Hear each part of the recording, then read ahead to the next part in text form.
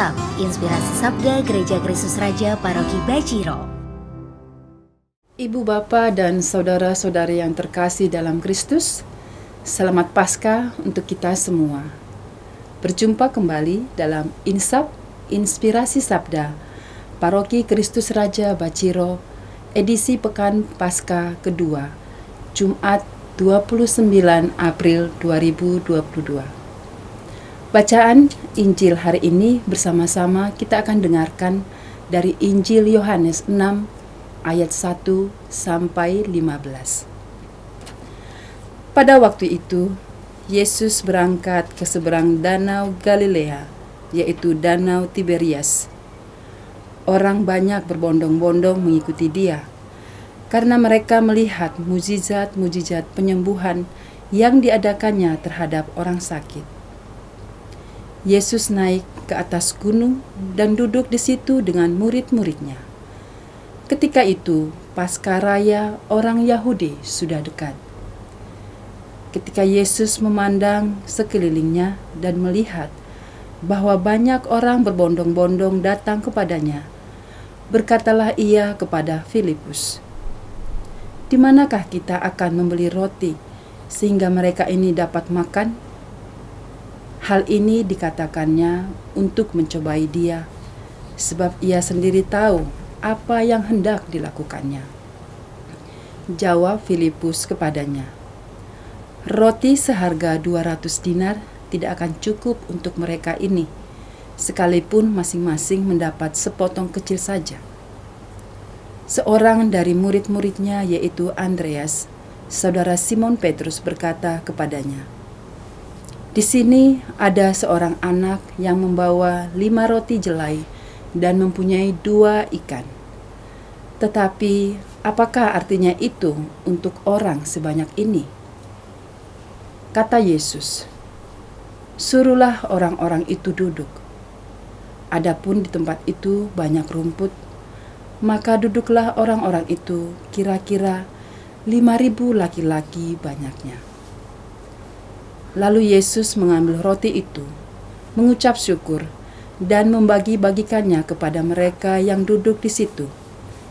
Demikian juga dibuatnya dengan ikan-ikan itu, sebanyak yang mereka kehendaki. Dan setelah mereka kenyang, ia berkata kepada murid-muridnya, "Kumpulkanlah potongan-potongan yang lebih, supaya tidak ada yang terbuang."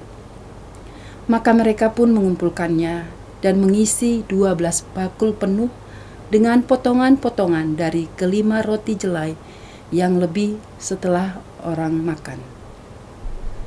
Ketika orang-orang itu melihat mujizat yang telah diadakan Yesus, mereka berkata, "Dia ini benar-benar nabi yang akan datang ke dalam dunia." Karena Yesus tahu bahwa mereka akan datang dan hendak membawa dia dengan paksa untuk dijadikan raja, ia menyingkir lagi ke gunung seorang diri. Demikianlah sabda Tuhan. Ibu bapa dan saudara-saudari yang terkasih, kita telah sama-sama mendengar bahwa Tuhan Yesus mengadakan mujizat dengan penggandaan 5 roti dan 2 ikan. Roti dan ikan merupakan sebuah kebutuhan yang paling utama dalam pertahanan hidup. Di sini kita akan merenungkan dan melihat peran para aktor-aktor yang terlibat dalam bacaan Injil yang baru kita dengarkan tadi. Pertama, seorang anak kecil yang mau memberi apa yang dimilikinya. Kita diundang untuk melihat sikap dan keterlibatan anak tersebut di dalam pewartaan Yesus sendiri. Anak kecil itu memberikan kepunyaannya dengan tulus hati dan tanpa memikirkan apa yang akan dia makan nanti atau reaksi orang tuanya ketika dia ditanyakan. Di dalam hatinya, dia hanya mau berbagi dengan orang lain. Sedangkan yang kedua adalah Yesus yang memiliki hati yang penuh belas kasih, memberikan kebutuhan hidup, memenuhi kebutuhan, menyiapkan kebutuhan. Ia memelihara fisik dan hati orang-orang yang mengikutinya dengan setia. Yang ketiga adalah orang banyak yang mengikuti Yesus. Mereka dengan setia mengikuti Yesus walaupun mereka harus menanggung lapar dan lelah. Dan akhirnya mereka dikenyangkan, dipuaskan, dan bahagia. Dan mereka pun semakin percaya bahwa Yesus adalah seorang nabi seperti yang disampaikan oleh Musa kepada mereka. Yesus memberikan roti, memberikan kehidupan, memberikan pembebasan, dan memberikan semangat hidup spiritualitas kita. Tuhan telah memberikan yang terbaik untuk kita semua bagi yang percaya dan yang melakukan kehendak-Nya. Itulah yang disebut Tuhan selalu memberikan kebutuhan fisik dan rohani kita. Tentu dalam keseharian hidup kita, kerap kali kita mengalami mujizat yang di luar dari harapan kita. Mujizat itu bisa datang dari hal-hal yang sederhana dan bahkan dari hal-hal yang luar biasa. Dan dalam masa pandemi ini pun, kita tentu mengalami banyak mujizat lewat perhatian dan kepedulian orang-orang di sekitar kita yang selama ini kita tidak terima. Ataupun kita sendiri dipakai Tuhan untuk memberikan mujizat itu kepada orang lain, seperti anak kecil yang mau berbagi dengan tulus hati dan ikhlas.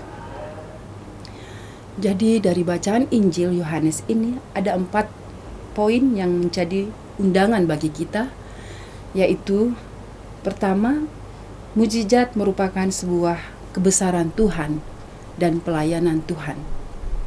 Dan yang kedua, Tuhan selalu menyediakan kebutuhan kita dan penuh belas kasih serta penuh kerahiman. Dan yang ketiga, menanamkan nilai kepekaan dan kepedulian dengan tulus hati, mengubah hati dengan rahmat khusus. Dan yang keempat, nilai untuk mengucap syukur dan pertumbuhan iman kepada Tuhan Yesus Kristus. Marilah kita hening sejenak dan berdoa. Bapa yang Maha Kasih dan Maha Rahim, terima kasih atas mujizat yang boleh kami alami dan menjadi pelaku mujizat-Mu. Semoga kami semakin bersukacita dan berbahagia untuk mewartakan kebenaran akan Engkau dan menghidupi cinta kasih yang telah Engkau berikan kepada kami. Utuslah Roh Kudus-Mu atas kami, agar kami mampu semakin peduli dan peka terhadap orang-orang di sekitar kami. Bunda Maria, semoga teladan kesetiaan dan kerendahan hati-Mu ada di dalam diri kami. Doa, harapan, dan syukur ini kami panjatkan kepadamu dengan perantaraan Yesus Kristus Tuhan kami. Amin. Dalam nama Bapa dan Putra dan Roh Kudus. Amin.